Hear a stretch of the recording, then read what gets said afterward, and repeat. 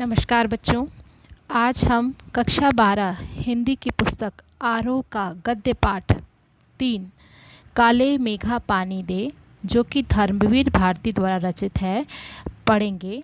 यह एक संस्मरण है जो कि लेखक के अपने स्वयं के जीवन में बीती एक घटना है, जिसे लेखक ने जब वो लेखक बन गए तब लिखा। धर्मवीर भारती का जन्म उत्तर प्रदेश के इलाहाबाद ज़िले में सन 1926 में हुआ था। उसके बाद आपने 1947 में एमए की परीक्षा हिंदी में उत्तीर्ण की। तत्पश्चात आपने डॉक्टर धीरेन्द्र वर्मा के निर्देशन में सिद्ध साहित्य पर शोध कार्य किया। आपने बहुत प्रसिद्ध पत्रिका धर्मयुग का संपादन किया। दूसरा सप्तक में आपका विशिष्ट स्थान था। आप कवि, उपन्यासकार, कहानीकार, पत्रकार और आलोचक के रूप में हिंदी में उभरे। आपको पद्मश्री और व्यास सम्मान, इसके साथ ही अनेक पुरस्कारों से नवाजा गया।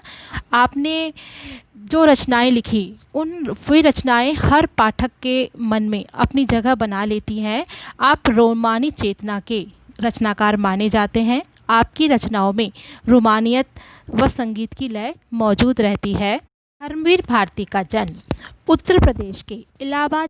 काले मेघा पानी दे संस्मरण लोक प्रचलित विश्वास और विज्ञान के द्वंद्व का चित्रण करता है। विज्ञान का अपना तर्क होता है और लोक प्रचलित विश्वास का अपना सामर्थ्य होता है, अपना विश्वास होता है।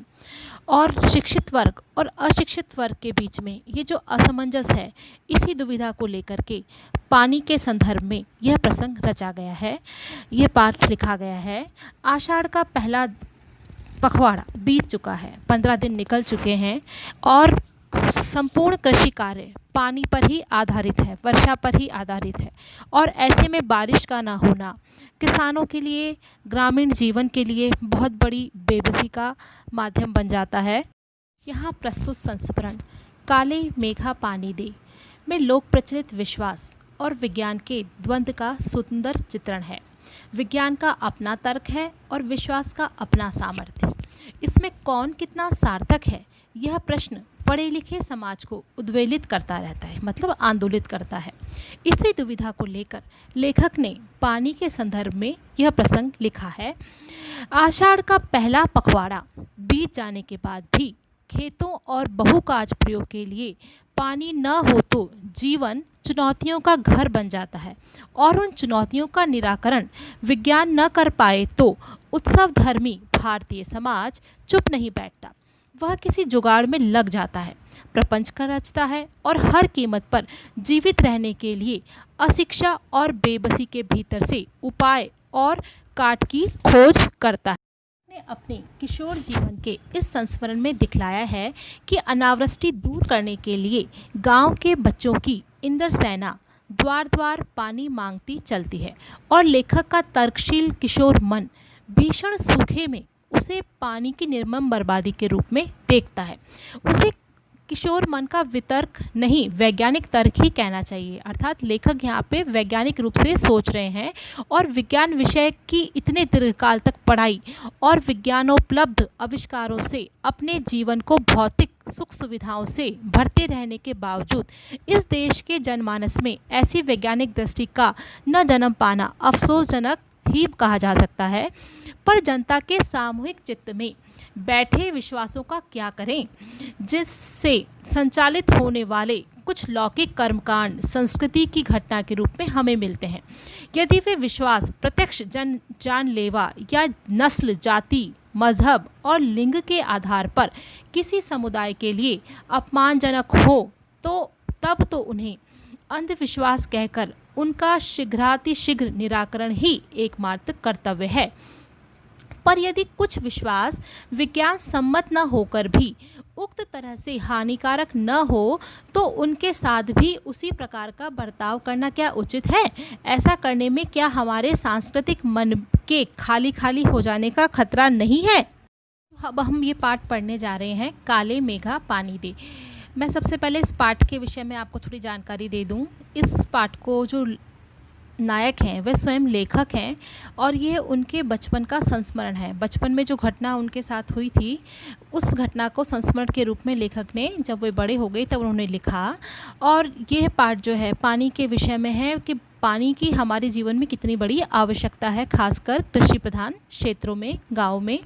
तो जब आषाढ़ के 15 दिन बीत जाने के बाद भी जब बारिश नहीं होती, ग्रामीण जीवन पूरी तरह से वर्षा पर टिका होता है। धान बोने का समय आ चुका होता है और वर्षा का कहीं नाम नहीं होता।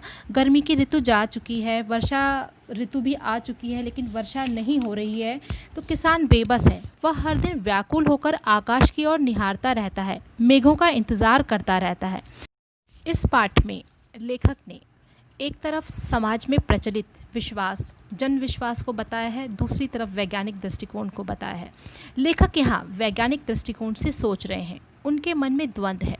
विज्ञान का अपना तर्क है, विज्ञान जो है बिना एक्सपेरिमेंट के, बिना प्रमाण के कोई बात स्वीकार नहीं करता। लेकिन जो बुज़ुर्ग हैं गांव के, जो पीढ़ी के लोग हैं पुराने, वे विश्वास के सहारे, लोकमत के सहारे, परंपरा के सहारे, मन में बनी हुई धारणा को स्वीकार करते हैं। उनका अपना विश्वास होता है और वो किसी भी चीज़ को, नई चीज़ को स्वीकार इतनी आसानी से नहीं करते। उन लोगों के दो नाम थे, इंद्रसेना या मेंढक मंडली, बिल्कुल एक दूसरे के विपरीत। जो लोग उनके नग्न स्वरूप शरीर, उनकी उछल कूद, उनके शोर शराबे और उनके कारण गली में होने वाले कीचड़ कादों से चिढ़ते थे, वे उन्हें कहते थे मेंढक मंडली।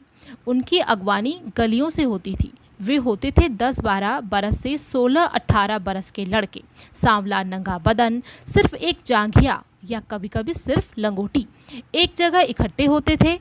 पहला जयकारा लगता था, बोल गंगा मैया की जय। जयकारा सुनते ही लोग सावधान हो जाते। लड़कियां और स्त्रियां छज्जे बारजे से झांकने लगती थीं और यह विचित्र नंग धड़ंग टोली उछलती कूदती समवेत पुकार लगाती थी, काले मेघा पानी दे, गगरी फूटी बैल प्यासा पानी दे, कुड़धानी दे, काले मेघा पानी दे। पानी मांगने वालों लड़कों के नाम थे मेंढक मंडली या इंद्रसेना। गांव में जब आषाढ़ में पानी नहीं बरसता था या सूखा पड़ने का अंदेशा होने लगता था, तो लड़के इंद्र देवता से पानी मांगते थे। मेंढक मंडली में ये 10-12 साल से 16-18 साल के लड़के होते थे और ये बच्चे मेंढक की तरह उछल कूद करके, शोर शराबा करके कीचड़ करते थे, इसलिए इन्हें मेंढक मंडली कहा गया। और ये इंद्र देवता की सेना के रूप में निकलते थे। इंद्र जो वर्षा के स्वामी हैं, जो पानी देंगे, वर्षा करेंगे, उनसे पानी मांगने के लिए ये इंद्र की सेना के रूप में निकलते थे, इसलिए इन्हें इंद्र सेना भी कहा। बच्चे सबसे पहले गंगा मैया की जय का जयकारा लगाते। गंगा मैया की जय का जयकारा लगाने के पीछे कारण यही है कि जो नदियां हैं वो जीवन दायिनी होती हैं। हमारे पूर्वजों ने भी उन्हें जीवन दायिनी कहा है और अनेक अवसरों पर भारत में नदियों की माँ के समान पूजा की जाती है और अधिकतर गांव जो है वो नदी किनारे ही बसे हुए हैं और जहाँ नदी नहीं है वहाँ तालाब बनाए गए हैं। तो इन नदियों की जयकार करने के पीछे पर्यावरण संरक्षण का भी ध्यान रखा जाता है, क्योंकि जितनी हम इन पर्यावरण की पेड़ को, पौधों को, नदियों को बचा के रखेंगे, इनका संरक्षण करेंगे, उतना ही हमारा जीवन सुलभ रहेगा, आसान रहेगा और पर्यावरण का भी संरक्षण होता रहेगा। आगे हम देखते हैं इस अध्याय में, इस पेज में लेखक ये कहते हैं कि पूरे देश में पानी की बहुत कमी हो रही है। जहाँ जुताई होनी चाहिए वहाँ खेतों की मिट्टी सूखकर पत्थर ही हो चुकी है और मिट्टी के अंदर भी जो है पपड़ी पड़कर ज़मीन फटने लगी है। आदमी आधे रास्ते में लू खाकर गिर के पड़ रहे हैं, पानी नहीं है, ढोर ढंगर जो है प्यास से मरे जा रहे हैं, बारिश का कहीं नाम निशान नहीं है।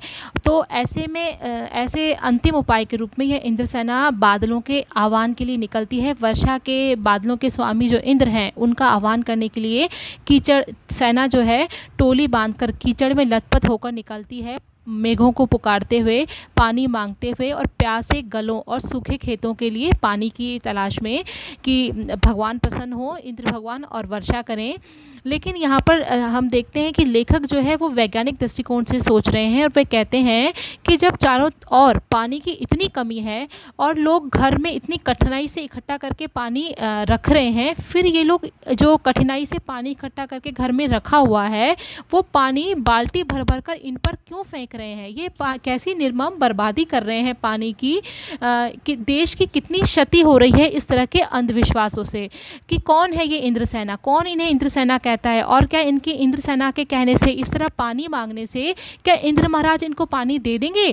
तो इस तरह की बातों से लेखक जो है उनके मन में द्वंद्व चल रहा है।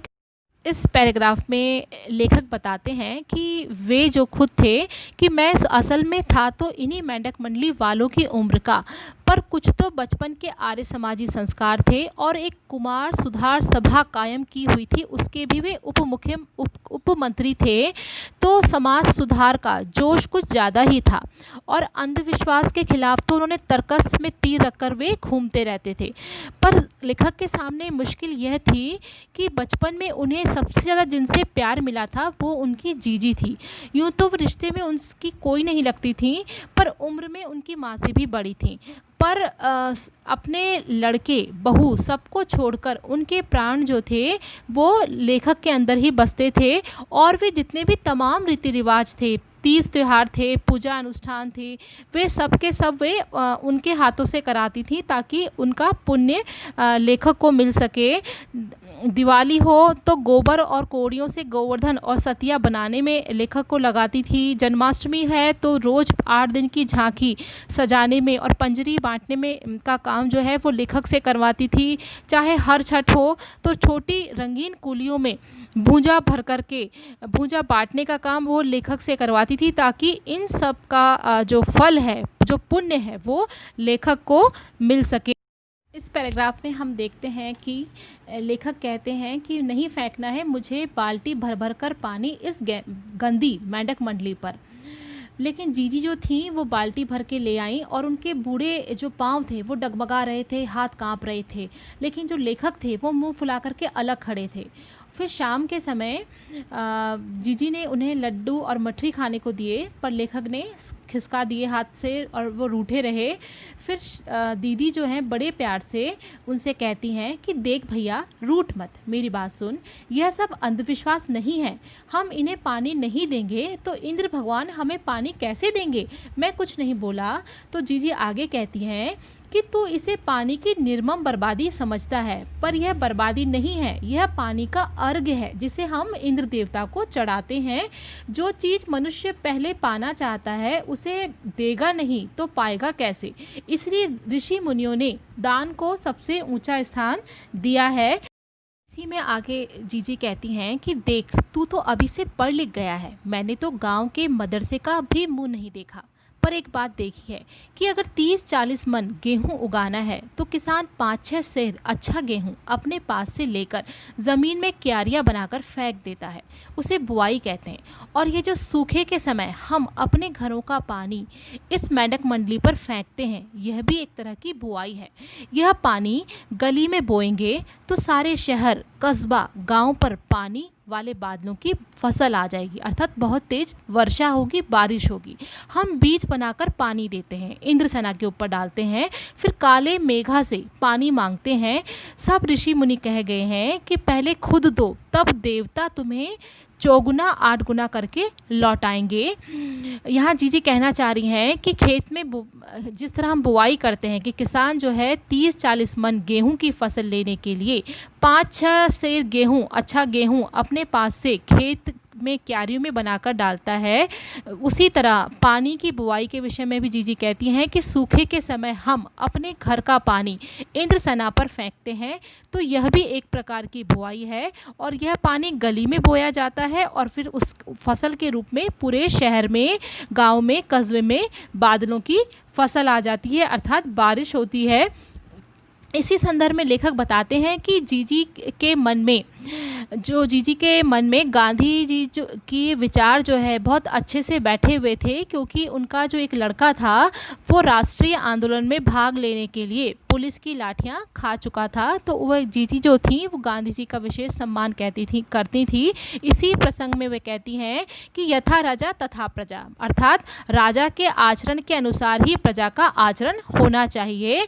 यथा राजा तथा प्रजा का आशय है जिस देश की जनता जैसी होगी वैसा ही वहाँ का राजा होगा, अर्थात यदि हम दान करेंगे तो इंद्र देवता भी हमें उतना ही दुगना दान देंगे।